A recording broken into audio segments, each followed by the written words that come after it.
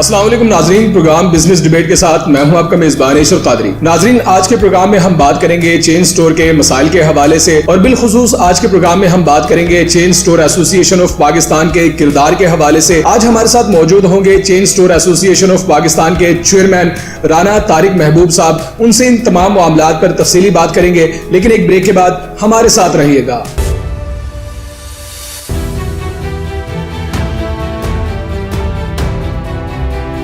Welcome back नाजरीन, programme में मैं जनाब चेयरमैन साहब को खुशामदीद कहता हूं। अस्सलाम वालेकुम सर। वालेकुम अस्सलाम। अच्छा चेयरमैन साहब, ये बताइएगा कि जो चेन स्टोर है, ये जो सेक्टर है, अगर कहा जाए कि पाकिस्तान का सबसे बड़ा टैक्स पेयर जो ये सेक्टर है, इसके हवाले से तारुफ करवा दें कि अवाम भी जानना चाह रही है, जो सेक्टर से मुतल्लिका लोग हैं वो भी जानना चाहेंगे। इसका तारुफ बता दीजिएगा। बिस्मिल्लाहिर्रहमानिर्रहीम। Chain store association of Pakistan basically एक अदारा है जिसके अंदर पाकिस्तान के तमाम नामवर ब्रांड्स इसके मेंबर हैं और अल्हम्दुलिल्लाह इस वक्त हमारे 150 के करीब कंपनियां हैं और उनके 200 के करीब ब्रांड हैं और 98% of the brand are integrated with FBR और वो पॉइंट ऑफ सेल के ज़रिए हुकूमत पाकिस्तान के नेटवर्क के साथ एसोसिएटेड। अच्छा, ये DGTO के हवाले से कहा जाता है, ये रजिस्टर्ड तंजीम है, इसके किरदार के हवाले से भी जानना चाह रहा हूँ आपसे। जो chain store association of Pakistan है, चूंकि टैक्स के हवाले से तो जो चेन स्टोर है उनका बहुत किरदार रहा, नुमाया किरदार भी देखा गया, सुनने में भी आया, देखने में भी आया कि टैक्स बहुत ज़्यादा पे करते हैं पाकिस्तान की मईशत के हवाले से। जो DGTO के साथ भी रजिस्टर्ड है आप तमाम मामला में? जी, हम अल्हम्दुलिल्लाह पिछले साल सितंबर से DGTO के साथ रजिस्टर्ड हो चुके हैं और हमारा अदारा जो है हुकूमत पाकिस्तान की जारी करदा हदायत के मुताबिक काम कर रहा है और हमारा बुनियादी मकसद तो रिटेल को ऑर्गेनाइज़ करना, रिटेल के जो बिज़नेस हैं उनकी वेलफेयर करना और हमारे बिजनेसेस के साथ जो एसोसिएटेड मुलाजमीन हैं उनकी वेलफेयर करना, उनकी ट्रेनिंग करना, उनकी स्किल डेवलपमेंट करना। अच्छा, ये पहले यानी कि ये मामलात नहीं देखे गए, इस सेक्टर के हवाले से कोई आवाज़ बुलंद होते हुए नहीं देखी गई, आप लोगों ने ये इनिशिएटिव लिया, आप लोगों ने इस chain store association of Pakistan को रजिस्टर्ड करवाया, इनके मसाइल के हवाले से, मुश्किलात के हवाले से आवाज़ उठाई। जी, ऐसा ही है। ब्रांड बिजनेस पाकिस्तान में बहुत पुराना नहीं है, इससे पहले भी बहुत सारे बिजनेसेस थे लेकिन वो ब्रांड की सूरत में काम नहीं करते थे। बिजनेसेस अपने एक लेबल के साथ काम करते थे। तो वक्त के साथ साथ जैसे जैसे बिजनेस ग्रो हुआ और टेक्नोलॉजी आई, लोगों ने मल्टीपल स्टोर्स खोले और जब स्टोर्स खोले तो ब्रांड डेवलप हुआ तो मसाइल आना शुरू हो गए। तो फिर लोगों ने आपस में बैठ के मशवरा किया कि हमारी भी एक तंजीम होनी चाहिए क्योंकि हमारा बिज़नेस थोड़ा यूनिक है तो हमारे मसाइल भी थोड़े यूनिक है। और आपको पता है कि पाकिस्तान में जो ट्रेड सक्सेसफुल हो जाता है तो उसके ऊपर अदारे फिर कंप्लाइंस और टैक्सेशन और बाकी सारी चीज़ों को लेकर एक अजाब की तरह मुसल्लत हो जाते हैं। तो पाकिस्तान में जैसे ही ब्रांड में शुरू हुए, तमाम अदारों ने अपने अपने जितने भी इख्तियारात थे वो लेके हमारे ऊपर एक चढ़ाई कर दी और फिर हमने मजबूरन एक एसोसिएशन बनाई जो कि अपने मफादात का दफा करने के अलावा हुकूमती मसाइल में उनकी मुआवनत करने का भी एजेंडा लेके आई। चेयरमैन साहब, हम बात करते हैं, ब्रांड्स की बात की जाती है, पाकिस्तान में भी बहुत बड़े लीडर्स जो सियासी रहनुमा वो भी बात करते हैं। अगर देखा जाए पूरी दुनिया के जो मारूफ ब्रांड्स हैं वो पाकिस्तान से रेवेन्यू लेके जाते हैं, बहुत बड़ी तादाद में लेकर जाते हैं। आप लोग ब्रांड्स चला रहे हैं पाकिस्तान में, पाकिस्तानी आप लोगों ने यहाँ पर ब्रांड बनाया, यहाँ पर भी काम कर रहे हैं, हुकूमत को रेवेन्यू भी दे रहे हैं। किन मसाइल का सामना करना पड़ा आपको? हुकूमत की तरफ से जो फैसिलिटेशन है वो सहूलियात फराहम की जा रही हैं आपको या मुश्किलात ही हैं? देखिए, इस वक्त पिछले साल 23 मार्च 2020 में पहला लॉकडाउन हुआ और उस दिन से लेके आज तक हुकूमत वक्तन फ़वक्तन कभी हफ्तावार छुट्टी, कभी सेफ डे और कभी शॉर्टर वर्किंग डेज के हवाले से 8 बजे बंद कर दिया, 6 बजे बंद कर दिया। तो हुकूमत ने बहुत सारे इक़दाम उठाए हैं। इन 18 महीनों में 6.5 महीने हमारे बिजनेसेस बंद हो चुके हैं ऑन द एवरेज, जिसमें लॉकडाउन के हवाले से और शॉर्टर डेज या सेफ डेज के हवाले से तकरीबन 110 दिन बनते हैं और तकरीबन 1000 घंटा इन महीनों में इन्होंने लेस वर्किंग आवर्स हमें प्रोवाइड किए हैं। तो अगर आप देखें 18 महीने में से 6.5 महीने की रेवेन्यू ज़ीरो हो गया, हमारा फुटफॉल तकरीबन 50% कम हो चुका है और तकरीबन रेवेन्यू 40% कम हो चुका है। तो इसमें इन 6.5 महीनों का किराया भी हमने दिया है, इन 6.5 महीनों में हमने सैलरियाँ भी दी हैं, इन 6.5 महीनों की कॉस्ट ऑफ डूइंग बिजनेस भी हमने बर्दाश्त की है। हुकूमत ने सपोर्ट सिर्फ इतनी की है कि वो हमसे इन 6.5 महीनों में टैक्स जो नहीं मिला, इन 6.5 महीनों में हमने कोई एक्टिविटी नहीं की, उसके हवाले से हमसे पूछगछ ज़रूर करते हैं कि आपका सेल टैक्स कम है, आपका UBI social security contribution late हो गया है, आपने फ़लाँ चीज़ इस डेट को देनी थी, इस डेट को नहीं दी, और फिर साथ में वो ये कहते हैं कि हमारे रेवेन्यू टारगेट उसी तरह से है। हमें तो पता ही नहीं कि आपका कारोबार नीचे है या आप बंद भी हैं या आपके ऊपर कोई मुश्किलात भी हैं।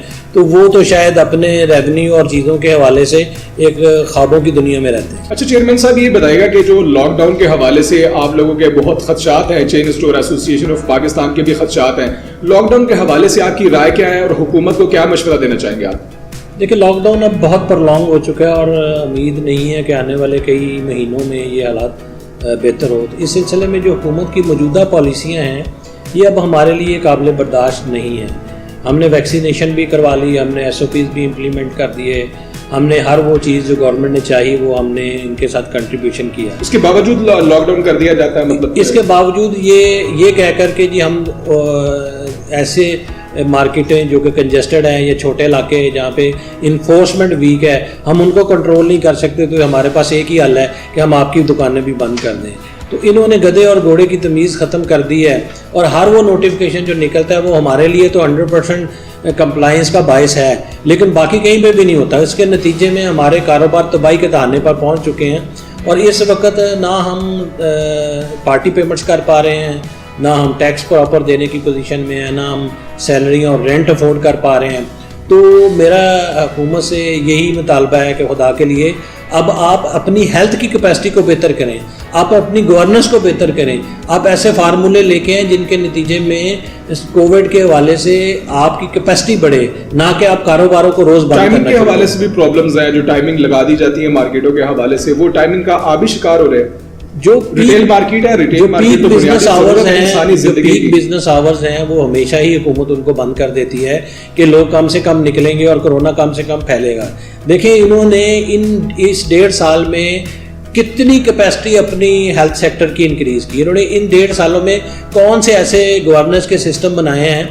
आपको याद होगा पिछली हुकूमत में डेंगू का एक क्राइसिस आया था, तो उन्होंने जो प्रोजेक्ट उस वक्त स्टार्ट किया वो आज भी वर्क कर रहा है। उसके अगर ये कोरोना की इम्प्लीमेंटेशन को उस सिस्टम के ऊपर ले जाएं तो शायद बेहतर रिजल्ट आ सके। इनके पास एक ही काम है कि यार 15 दिन के बाद नोटिफिकेशन निकालें और आराम से घर जाके सो जाएं। कोई मुशावरत नहीं की जाती, मुशावरत करने के वो मूड में नहीं। अगर कोई मशवरा दें तो वो कहते हैं कि जी ये हमारे बस से बाहर है और हम आपको तो कम से कम नहीं छोड़ेंगे क्योंकि आप तो कंप्लाइंट हैं, आपसे तो हमने ये रिजल्ट लेना ही लेना है। तो जितनी भी मीटिंगें हुई हैं NCOC से हुई हैं या डिस्ट्रिक्ट एडमिनिस्ट्रेशन से हुई हैं, कहीं पे भी हुई हैं, हम तो मायूस ही होते हैं और हर 15 दिन के बाद एक लव लेटर आ जाता है जिसके नतीजे में हमें फिर एक सदमा ही बर्दाश्त करना पड़ता है। अब तो हम सोच रहे हैं कि अगर इन्होंने नोटिफिकेशन इसी तरह से निकालने हैं तो हम इनको चाबियाँ दे दें और इन्हें कहें कि भाईजान आपका जितने दिन बंद करने का मूड है वो कर लें, जब आपका दिल भर जाएगा। देखिए ना, 6.5 महीने 18 महीनों में ये हमें बंद कर चुके हैं। इससे बेहतर ये था कि 3-4 महीने ये इकट्ठा बंद कर लेते और हमें कम से कम काम करने का मौका दे देते। वैक्सीनेशन इनसे कंप्लीट नहीं हो रही। अभी मॉल्स को इन्होंने नोटिफिकेशन निकाला है कि जी जो मॉल खुलेगा उसमें वैक्सीनेटेड कस्टमर आएगा। तो अगर आपने उनसे वैक्सीनेटेड कस्टमर लेना तो हफ्ते में 7 दिन खोल दें, रात 10 बजे तक खोल दें। आपको पता है कि 30% पॉपुलेशन है जिसने वैक्सीनेशन करवाई है, तो इसका मतलब ये है कि जो मॉल में कारोबार करने वाला वो वाइबल ही नहीं रहेगा, वो तो सारा दिन गाहक के इंतजार में बैठा रहेगा, खर्चे उसके अलग से होते रहेंगे। तो मैं नहीं समझता कि जो गवर्नमेंट की पॉलिसी है वो इकॉनमी और इन सारी चीज़ों के मद्देनज़र है, वो अपनी कॉम्पिटेंसी, अपनी एबिलिटी और अपने हेल्थ सेक्टर की जो पोजीशन है उसको मद्देनज़र रखते हुए ये फैसले करते हैं। और सबसे अहम बात यह है कि जिस तरीके से ये फैसले करते हैं उसी के नतीजे में आप मुख्तलिफ ममालिक की रेड लिस्ट से नहीं निकल रहे। जब UK ने आपको रेड लिस्ट से निकालना था, आपने सिंध सारा बंद कर दिया 7 दिन के लिए। जब कहीं पे भी कोई रिव्यू होने वाला होता है आप लॉकडाउन खुद ही बढ़ा देते हैं। अब इन्होंने एक नया पैरामीटर निकाला है जिसमें पॉजिटिविटी रेट। भाई आप 22 करोड़ की पॉपुलेशन में कितने टेस्ट हुए थे और उनमें से कितने पॉजिटिव आए हैं। और आपको ये भी पता है कि आज टेस्ट वो करवाता है जिसमें सिम्टम्स होती हैं, तो पॉजिटिविटी रेट तो बढ़ना ही बढ़ना है। आप उस पॉजिटिविटी रेट को इस तरह से हाईलाइट करते हैं और उसके नतीजे में लॉकडाउन करते हैं, तो आपका अल्टीमेट नतीजा यही होगा कि हर मुल्क आपको रेड लिस्ट में डालेगा, आपके ऊपर पाबंदियां लगाएगा, आपके लोगों के लिए मुश्किलात पैदा करेगा। तो आपको अपने इन सारे अमल को सोचना चाहिए कि आप अपने साथ तो पता नहीं क्या कर रहे हैं, हमारे साथ जो जुल्म कर रहे हैं, इस कौम के साथ जो जुल्म कर रहे हैं, उसका आपको आइडिया ही नहीं है। अच्छा जी, आप इन्वेस्टमेंट आपने की, आप पाकिस्तान में रहकर पाकिस्तान का नाम ब्रांड्स क्योंकि ज्यादा पूरी दुनिया में ब्रांड्स को जाना जाता है, पहचाना जाता है। पॉलिसियों के हवाले से जानना चाह रहा हूँ कि पॉलिसियां दोस्ताना है, हुकूमत की जानिब से काम करने के लिए जो इकदाम है हुकूमत करने दे रही है, पॉलिसियां दे रही हैं, दोस्ताना पॉलिसियां मिल रही हैं आप लोगों को? देखिए, इस हुकूमत के 3 सालों में बहुत सारे मसाइल हैं। पहला ये कि जो आपकी इन्फ्लेशन है वो बहुत हाई है। दूसरा, FATF की वजह से हुकूमत के ऊपर बहुत प्रेशर है कि वो रेगुलेशंस को इम्प्रूव करें।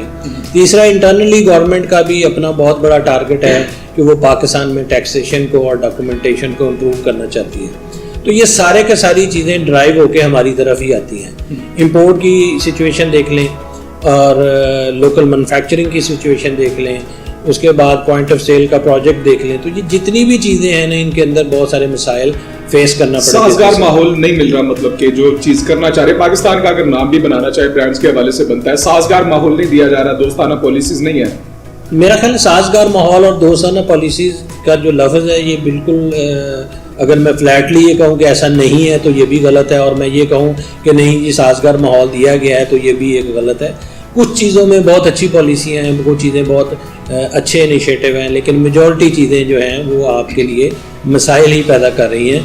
और ट्रांसफॉर्मेशन जो है ना, हमेशा से एक मुश्किल काम होता है। तो जो इकोनॉमी को डिजिटलाइजेशन का जो एजेंडा है ये भी बहुत मुश्किल है और टाइम टेकिंग है, और इसमें हम हुकूमत के साथ मिलकर बहुत सारी चीज़ों में कोलैबोरेशन कर रहे हैं, और बहुत सारे चैलेंजेस ऐसे हैं जो कि हुकूमत के साथ कोलैबोरेशन के बावजूद हम हल नहीं कर सकते।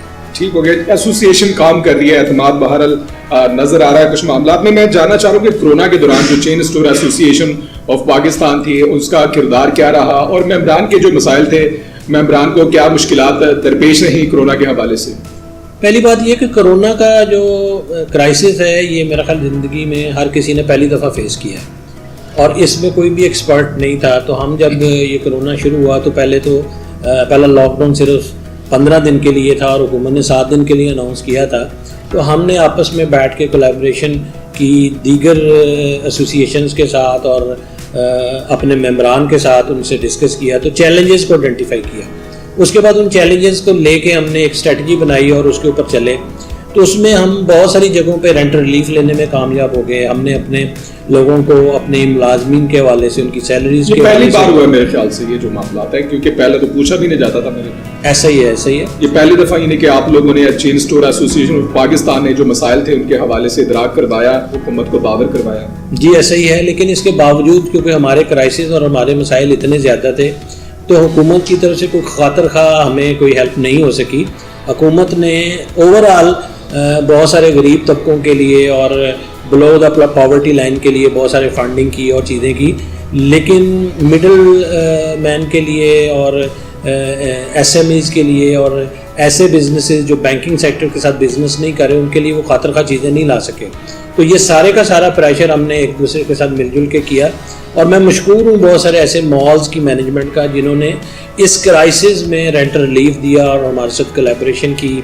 उन्होंने हमारे साथ एक बिजनेस पार्टनर होने का सबूत दिया। लेकिन इसके अलावा बहुत सारे ऐसे हुकूमत की तरफ से कोई रिलीफ नहीं मिला, मतलब मैं नहीं समझता कि हुकूमत इस किस्म का रिलीफ देने की पोजीशन में भी थी, क्योंकि हुकूमत के पास तो चंद सेक्टर में कुछ बेनिफिट देने के अलावा तो कुछ है ही नहीं था। आप ये देखें कि हुकूमत ने जो एहसास प्रोग्राम के ज़रिए पैसे भी बांटे, वो हमारे एम्प्लॉइज़ या हमारे वर्कर्स को तो वो मिल ही नहीं सकते थे, वो तो उस क्राइटेरिया पे पूरे नहीं उतरते थे। और जो सोशल सिक्योरिटी और EOBI में लोग रजिस्टर थे, हमें लॉकडाउन के दरमियान भी उनकी कंट्रीब्यूशन और उनके टैक्सेस जमा कराने पड़े और जुर्मानों के साथ जमा करवाने पड़े। हमें तो वो रिलीफ नहीं मिला, तो इन्होंने पहले से क्या देना। अच्छा चेयरमैन साहब, FBR की जानिब से पॉइंट ऑफ सेल इंटीग्रेशन जो है उसके हवाले से मैं आपका मौक़िफ़ जानना चाह रहा हूँ। Chain store association of Pakistan का मौक़िफ़ जानना चाह रहा हूँ कि इसके हवाले से आपका क्या मौक़िफ़ है? बहुत अच्छा प्रोजेक्ट है और इसमें हम एक दूसरे के बिल्कुल साथ हैं और हमने 2 एग्रीमेंट किए हैं और अल्हम्दुलिल्लाह हमारी एसोसिएशन में मेरे समेत तकरीबन 98% लोग इंटीग्रेट हो चुके हैं। कुछ लोग अभी इन प्रोसेस में हैं, उनके कुछ जो चैलेंजेस हैं उनको वो ओवरकम करने की कोशिश कर रहे हैं और हमारा मोटो यही है कि हम ना सिर्फ अपने तमाम मेंबरान को पॉइंट ऑफ सेल के ज़रिए इंटीग्रेट कराएं बल्कि जो और बिजनेसेस हैं जिनको हुकूमत ने आइडेंटिफाई किया है उनको भी इंटीग्रेट कराएं। आपने वेलकम किया इसको? जी, हम इस प्रोग्राम का हिस्सा हैं। वेलकम नहीं किया, हम इस प्रोग्राम का हिस्सा हैं और जब हमारा पहला मुआहदा हुआ उसके बाद दूसरा मुआहदा हुआ, पहले मुआहदे के वक्त सिर्फ 2400 लोग पॉइंट ऑफ सेल पे इंटीग्रेटेड थे और अब जो गवर्नमेंट ड्राइव करने जा रही है तो तकरीबन 11,000 लोग इसमें इंटीग्रेटेड हैं, तो उसमें मेजॉरिटी कंट्रीब्यूशन हमारा ही है और मैं ये समझता हूँ कि ये पाकिस्तान के नुक्ता नज़र से बहुत इंपॉर्टेंट प्रोजेक्ट है। इसमें चैलेंजेस हैं, इसमें बहुत सारी चीज़ें होने वाली हैं और बहुत सारे मसाइल भी हैं, लेकिन इसके बावजूद हम इस प्रोजेक्ट को सपोर्ट करते हैं। अच्छा चेयरमैन साहब, ये बताइएगा कि टैक्स कंप्लायंस के हवाले से ताजिर कम्युनिटी जो है वो किन मुश्किलात का शिकार है और आपके इसके हवाले से मौक़िफ़ क्या है? अच्छा सवाल किया आपने। ताजिर कम्युनिटी हमेशा से ही टैक्स कंप्लायंस के ऊपर बहुत सारे रिजर्वेशन का इज़हार करती रहती है। टैक्स में बहुत सारे ऐसे प्रोसेस हैं जो कि वक्त के साथ साथ टैक्स चोरी को रोकने के लिए, टैक्स रेवेन्यू को बढ़ाने के लिए, टैक्स कंप्लायंस को बढ़ाने के लिए वो प्रोसेस अडॉप्ट किए गए, लेकिन वो आज बहुत मेजर हर्डल बन चुके हैं। किसी एक बिजनेस के ऊपर एक लॉ उसको सपोर्ट करता है और वही लॉ उस बेनिफिट को एलिमिनेट कर देता है। इसके अलावा विद होल्डिंग, उसके अलावा टर्नओवर टैक्स, उसके अलावा इंपोर्ट के ऊपर सर्टन इश्यूज हैं और सबसे अहम बात यह कि पाकिस्तान में जो कॉटेज इंडस्ट्रीज़ है उनसे जो सप्लाईज हैं उनके बहुत बड़े चैलेंजेस हैं। सुपर स्टोर्स की जो सेगमेंट है उसमें अगर आप बात करें तो वो बहुत चीज़ों को लेके पिछले 1-1.5 साल से जद्दोजहद कर रहे हैं और हम भी उनका हिस्सा हैं क्योंकि उनके मेजर जो बड़े स्टोर्स हैं वो हमारे साथ एसोसिएशन में शामिल है और हम मिलके इस चैलेंज को ओवरकम करने की कोशिश कर रहे हैं। टैक्स रेट सबसे बड़ा चैलेंज है। अगर आप एक इंटीग्रेटेड बिजनेस है या टैक्स कंप्लायंट बिजनेस है तो वो आप एटलीस्ट 23% महंगे हैं उस बिजनेस के साथ जो आपके बिल्कुल बाजू में कारोबार कर रहा है और वो टैक्स में रजिस्टर्ड नहीं है। तो 23% की जो कॉस्ट है इस वक्त कस्टमर दे नहीं सकता। दूसरी सबसे अहम बात यह है कि जो टैक्स रेट हैं या कंप्लायंसेस हैं उनको रीडू करने की ज़रूरत है क्योंकि हमने ये सारी चीज़ें यूरोप और अमेरिका से उठा के पाकिस्तान में इम्प्लीमेंट कर दी। पाकिस्तान में किसी भी शख्स की बाइंग पावर वो नहीं है, पाकिस्तान की इकोनॉमी की वो स्ट्रेंथ नहीं है, जीडीपी हमारा वो नहीं है, लेकिन हम वो रेट चार्ज करने की कोशिश करें जिसके नतीजे में चोरी बढ़ती है, जिसके नतीजे में सर्वाइवल कम हो जाता है टैक्स कंप्लायंस के हवाले से। तो लोग फिर मजबूरन अपने बिजनेस को बचाने के लिए चोरी या किसी न किसी हेरा फेरी में शामिल हो जाते हैं। अच्छा चेयरमैन साहब, प्रोग्राम के आखिर में मैं आपसे पैगाम लेना चाहता हूँ पूरी बिजनेस कम्युनिटी, बिलखुसूस ओवरसीज़ पाकिस्तानियों की एक बहुत बड़ी तादाद है जो इन्वेस्ट भी करना चाहते हैं पाकिस्तान में। पाकिस्तान की तरक्की के लिए, पाकिस्तान की मुआशी तरक्की के लिए हमने किरदार अदा करना है। पैगाम क्या देना चाहेंगे chain store association of Pakistan के जो अहदेदारान हैं उनको क्या पैगाम देना चाहेंगे? ओवरसीज़ पाकिस्तानी उनको क्या पैगाम देना चाहेंगे आप, और बिलखुसूस हुकूमत जो है उसको क्या पैगाम देना चाहेंगे? देखिए, मैं जो ओवरसीज़ पाकिस्तानी हैं उनसे यही रिक्वेस्ट करूँगा कि जब भी पाकिस्तान में पैसा इन्वेस्ट करें तो ऐसी चीज़ में इन्वेस्ट करें जिससे प्रोडक्टिविटी हो। प्रॉपर्टी में या लैंड में या ऐसे कारोबार जो प्रोडक्टिविटी जनरेट नहीं करते उनमें पैसा खर्च ना करें। मुझे पता है कि आप लोगों के चैलेंजेस हैं कि आपको बाद में वो पैसा सिक्योर नहीं होता है, उसमें मसाइल होते हैं, लेकिन हकीकत ये है कि आपके इस पैसे से यहाँ पे ज़मीन की कीमतें तो बढ़ जाती हैं, उसके नतीजे में जो कारोबारी कॉस्ट है वो भी बढ़ जाती है। आप देखें कि फैक्ट्री लगाने के लिए अगर आपको 20-25 एकड़ लेना हो तो वो आपकी इन्वेस्टमेंट का 80% खा जाते हैं। तो हमें इन चीज़ों में बेहतरी लाने के लिए आप लोगों का जो सरमाया है वो राइट जगह पे इन्वेस्ट करने की ज़रूरत है। जो मेरे साथी हैं, जो मेरे मेंबरान हैं, जो मेरे अहदेदारान हैं, मैं आप लोगों का मशकूर हूँ कि आपने एसोसिएशन की कॉल पे अपने आप को पॉइंट ऑफ सेल के साथ इंटीग्रेट किया। मैं आपसे ये भी चाहता हूँ कि आप इस मिशन को आगे बढ़ाएं ताकि इस मुल्क में इंटीग्रेशन के इस प्रोसेस को हम कामयाबी से हमकनार कर सकें। हुकूमत से मेरा ये मुतालबा है कि आप खुदारा इंटीग्रेशन और इन सारी चीज़ों में जो रियल टाइम चैलेंजेस हैं, जो रियल टाइम मसाइल हैं, उनको आइडेंटिफाई करें ताकि हम इसकी एक अच्छी स्पीड अचीव कर सकें। और उसके अलावा रोज़ नित नए नोटिफिकेशन और SRO जारी करने बंद कर दें। हम तो इन्हीं को पढ़ के पागल हो गए हैं। आप अगर अपने काम को एक ही दफ़ा वर्कआउट करके हमारे हवाले कर दें और हमारे साथ बैठ के टाइमलेस सेट कर लें तो शायद बेहतर रिजल्ट आए। रोज़ के नोटिफिकेशन और रोज़ की चेंजेस से कोई चीज़ अचीव होने वाली भी नहीं है। जी बिल्कुल नाजरीन, चेयरमैन साहब ने तमाम मसाइल के हवाले से बात की, chain store association of Pakistan के मसाइल के हवाले से, चेन स्टोर्स के मसाइल के हवाले से और बिलखुसूस जो हुकूमती पॉलिसी है उसके हवाले से तफसीली मुफस्सल जो है वो तमाम चीज़ों से आगाह किया। हुकूमती अहदेदार भी सुन रहे होते हैं, जो स्टेक होल्डर्स हैं वो भी सुन रहे होते हैं। कुछ चीज़ों में पाकिस्तान की तरक्की के लिए ये जो स्टेक होल्डर है वो तो किरदार अदा कर रहा है, लेकिन हुकूमत को भी पॉलिसियाँ इस तरह की मुरतब करनी चाहिए जिससे जो कारोबार है वो तरक्की करे, इंडस्ट्री फ़रोग पाए। आज के लिए इतना ही, हमें इजाज़त दीजिएगा। अल्लाह हाफिज़।